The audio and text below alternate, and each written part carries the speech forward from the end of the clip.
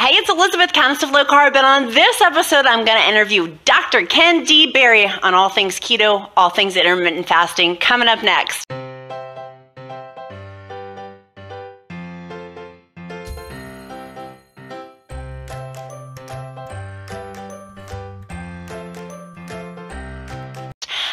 I'm Elizabeth, Countess of Low Carb, and on this episode, I'm so excited to interview Dr. Ken D. Berry. Make sure you click like, share, subscribe. Let's get this to as many people as possible to talk about keto and intermittent fasting. And while we're waiting for that, if you guys haven't checked out my book, Mom's Guide to Ketosis, make sure you go to Amazon. If you're brand new, it's for brand new keto folks. If you're brand new to keto and want to know all things keto, my book is the book to get.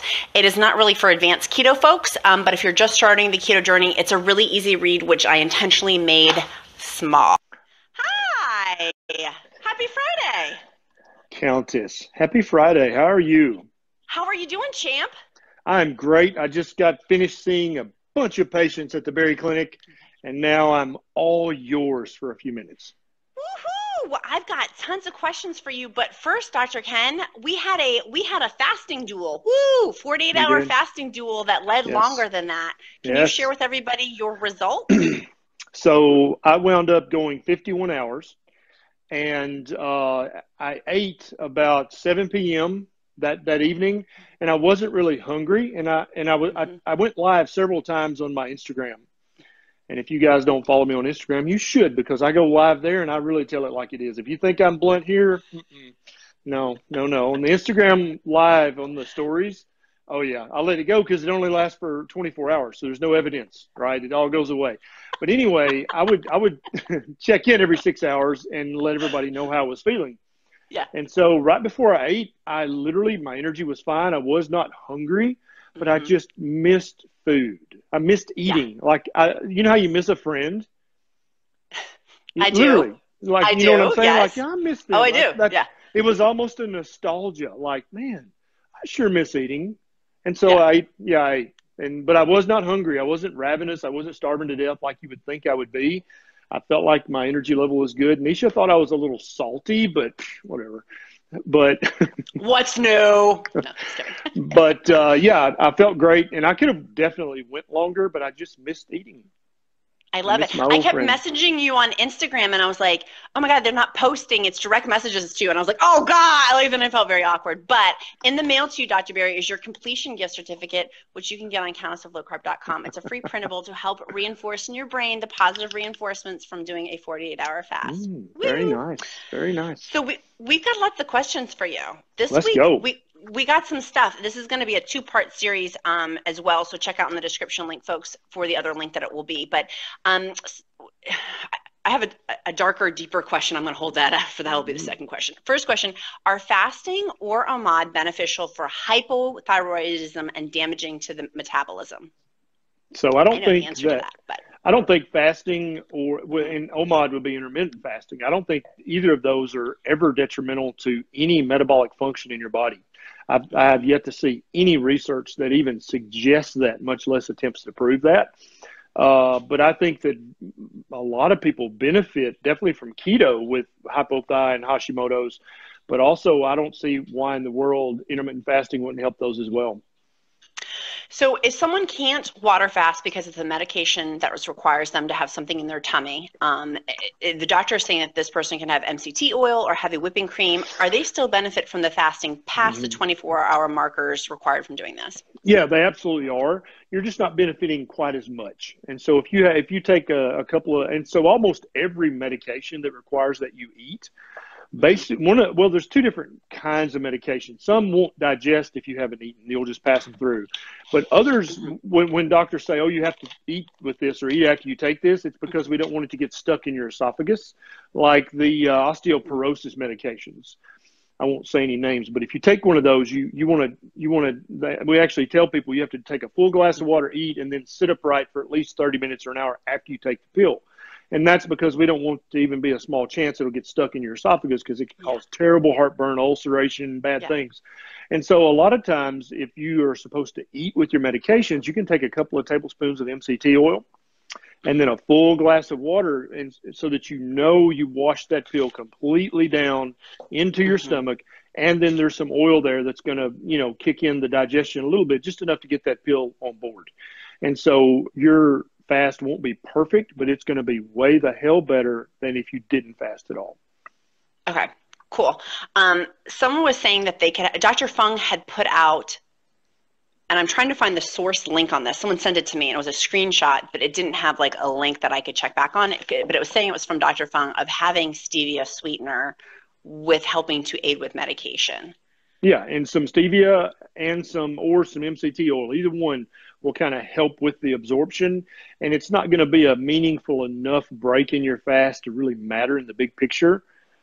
Okay. But now, if you're not taking medications, then yeah, you don't want to do that. But if you have to take that medication and there's no way around that, then that's a couple of little tricks you can use to not completely break and mess up your fast. Excellent. People are putting below their fasting times. Everybody put below your fasting times. Yeah. This charges me and gets me so excited. Yeah. Elaine did a 24-hour fast and I'm mod for 2 days. High five, sister. That is incredible. We have a new drinking game, Dr. Ken. Ooh, okay. And not just saying poop these days. Someone messaged me, and I'm sorry I'm not giving credit who messaged me. On Dr. Ken's YouTube, if you go skedaddle over to his amazing YouTube channel, you say a lot on there and on your social media Facebook page, don't do that. So every time Dr. Ken says, don't do that, we take a shot now, along with saying poop. Okay, got it. So poop, don't do that, that's stupid, or that's dumb. Yes, they're all now new drinking games. Okay, so someone sent a question in, and this one is a little bit heavier of a topic just to brace it. In lieu of the recent news of having Kate Spade and then now also Anthony Bourdain's suicide passing, someone had asked a question. Does keto help with depression and mental illness? Absolutely. Can Dr. Ken talk a little bit about this in lieu of the current situation? Absolutely. And Nisha and I both loved Bourdain and his work. Nisha posted that he's actually one of the reasons she wanted to travel, because he would go everywhere and try the food and just made it look like so much fun, right? And so, it really kind of hit us pretty hard because we both loved his work so much. Yeah. And a lot of people don't realize he was a heroin addict back in his younger previous self. And so Nisha and I kicked around posting something about, he could beat heroin addiction, but he couldn't beat depression. That's a big deal. I mean, that's a big deal. Think about that. That's how terrible depression can be and how powerful depression can be.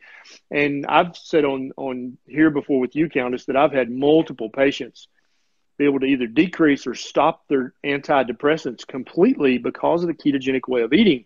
And so I'm actually going to kind of take up that cause at a much higher rate of speed now, because there's so many people, and she kind of posted on Instagram about it, hundreds of comments.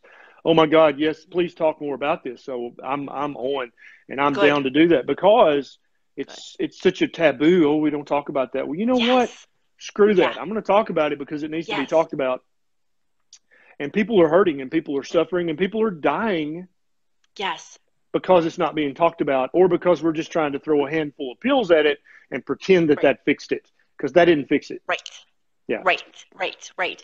Well, and I've talked about this before about my own demons with depression and with anxiety, and how much for me personally that the keto and intermittent fasting has shifted and taken away the depression and anxiety. But when carbs come back into my system, it's like a wave. And I talked about this on my first 24 hours of our 48-hour fast. I had some creepy carbs come in because I felt that wave of anxiety of where I just wanted to cover my head. And I knew it was the carbs coming back. But why is that? Is there a medical reason why? Is it something in the brain that's making that happen?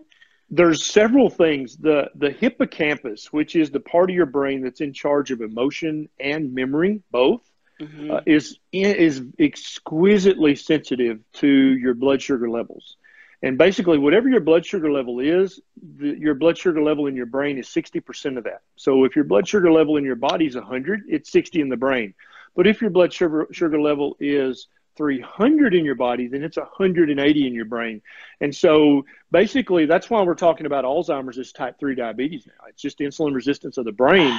Well, guess what also is affected, because the hippocampus is where that's kind of the seat of your emotions. And those of you who have had some depression know that your emotions are affected by depression. Very much so, right? And so probably, at least in large part, the hippocampus plays a part in depression.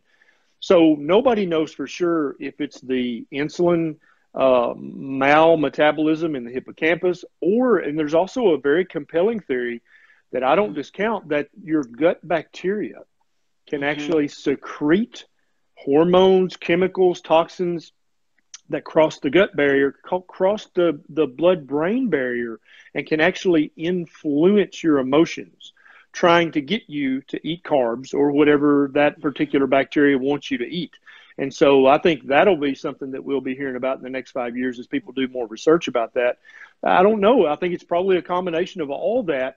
Plus, then, when you eat carbs, you get the dopamine, you get the serotonin, but then you also get the crash after. Just like when you snort some Coke or drink a fifth, you feel great there for a minute, but then until you don't. And I think that's exactly the same chemical pathway that carbohydrates follow. But then also I think there's an insulin issue, a component in the hippocampus part of the brain. And then I think the gut bacteria also matter. So it's a very complicated thing, and it's really a thing you don't want to mess with. Once you've got it licked, you really, people think it's funny to have a cheat meal and whatever, but yeah, at some point, this is a health and a mental health issue, and you probably should just leave that alone. Yeah. Don't do that. Don't do that. Shot. That's not funny, but don't do that. Someone was just asking back here. They were saying, can you do a video on this, on the mental health component with keto? I think it's so necessary and it's not information. I have several in the works right now on how to use diet to treat it, and I'm probably going to post one today. I think I've got it in the can. Look at you talking all studio talk in the can. Yeah, it's there. I'm going to post that probably as soon as we get done. Oh, good. That makes my heart so happy. Going next along. I actually made that video 3 days ago, so before this happened. Isn't that crazy? How prophetic. Yeah. Is it odd or is it something else? Okay, so someone's asking, can Dr. Kendi Berry, taking a right turn off of what we were just talking about, talk about the website that is the list for all the keto doctors? Can you supply that resource again for us? There's several resources. The first one I would check is ketogenic.com. The next one I'm putting these below. Yes, the next one is foodmed.net, FOODMED.net. The next one is the Stop the Thyroid Madness website. The next one is the Paleo Physician Network. And so some of those aren't necessarily about keto, but if a doctor understands paleo, or if a doctor understands the way of treating the thyroid that Stop the Thyroid Madness talks about, then he's going to at least know about keto and not be freaked out about it. And there's one more, but I can't think of it at the moment. It'll come to me momentarily. But yeah, those are 4 good ones right there, and I think there's a 5th.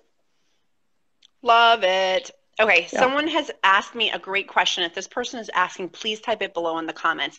Was asking in reference to, is OMAD better than something? And I can't find where the something is, and I know it's a really good question of comparing the two of them, and I would love to ask Dr. Berry that question. Someone wrote in here, are all 3 macro limits, or are they goals? That's a great question. Their macros. It's a great question. I'm actually kicking around making a video saying, are there 3 macros or are there only 2 macros? Because the definition of a macronutrient is that you need it. You need to eat it. And so fat's definitely a macronutrient. Protein's definitely a macronutrient. But if you eat 0 carb, will you die? So are carbs really a macronutrient? I don't know. I'm looking into that. But with that being said, the 3 macronutrients are protein, fat, and carbs. And so what I recommend for most of my people, and you can tell me how you counsel on this, Countess, I tell people try to always meet or exceed your fat, because that's going to keep you satiated, that's going to keep you full, that's going to keep you happy and not suffering. Yes. Try to never meet your carb macro. Try to always be under that by at least 1, if not more.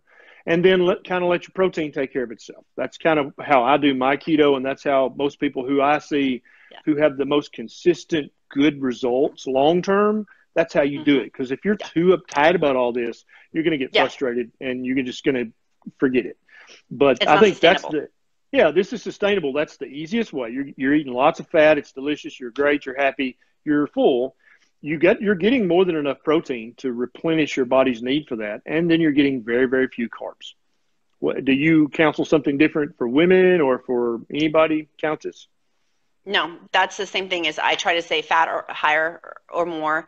Get right and tight with the net carbs. Don't go above that. Don't go below that. But your net carb video, Marron on YouTube, everybody must go watch that after they watch this. Hello, it was so good. I'm not going to spill the beans because you need to go watch it, but it was really, really insightful on net carbs that I really am. Now I'm speaking that because it's smart. And then same thing for the protein. That ain't nobody got time for that. No, Let's do it sustainable. Yes.